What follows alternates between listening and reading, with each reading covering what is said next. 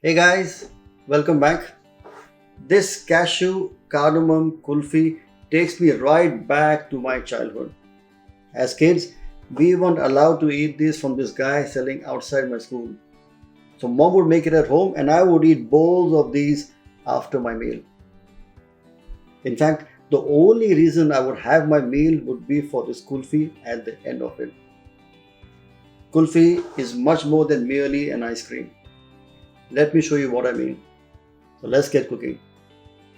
We start off first by blanching our cashew nuts into water.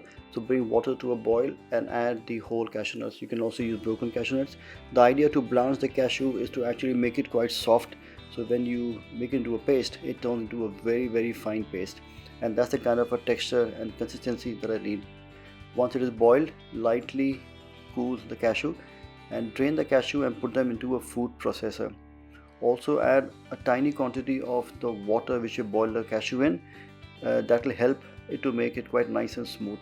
A slight amount of the warm water also goes into cashew nuts, and then you blitz the blanched cashew nuts in the processor till you get a very fine creamy white paste. Now this paste is on a higher quantity right now, but you can reserve some, put them into a fridge.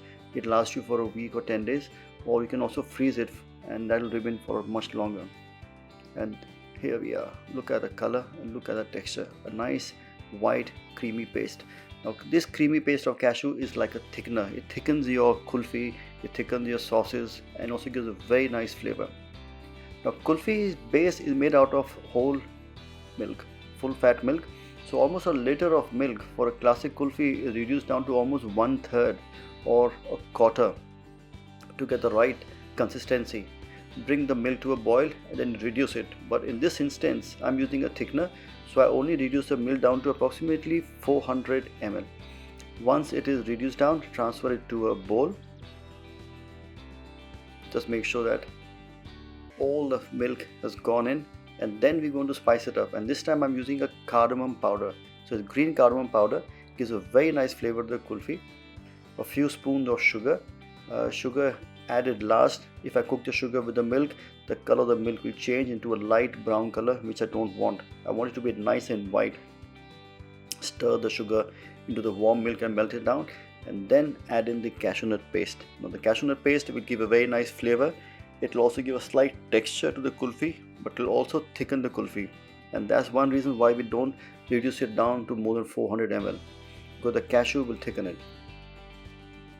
The cashew kulfi mixture is then transferred into a very classic traditional cone shaped container, but at home you can use any shape which you like. Even an ice cube tray would work very well.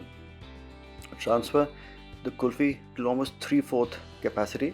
Now if you put a stick inside this, a wooden stick or a skewer, it becomes like a stick kulfi, and that is what reminds me of my childhood of having the kulfi outside the school. Put the lid on to the kulfi, and that goes into a fridge to freeze till the kulfi is nice and firm. So while the kulfi is firming up, let's start with the garnish. The first one is the toasted cashew nut. To lightly toast the cashew nuts on low heat till they are light brown or golden in color. Put it into a mortar and pestle and crush the cashew till they form a coarse mixture. You don't want very chunky, and neither do you want it to be a very fine paste. The coarse texture of the cashew gives a very nice bite to the kulfi and also looks quite nice as a garnish. I'm going to make a butterscotch sauce to go with that, and that's a very easy sauce. It is just a few spoons of sugar cooked on a very low heat into a pan, on a heavy bottom pan. Never stir the sugar with a spoon. Always lightly cook it down in the own heat of the pan till you get a nice caramel color. A generous quantity of butter. Now when you actually add butter into caramel sugar, what it does is the butter begins to melt and it mixes with the caramelized sugar, and that is the base to get a butterscotch sauce. I also like to add a pinch of sea salt. Salt works extremely well with butter and with caramel and gives a very nice flavor to the sauce. A generous quantity of cream.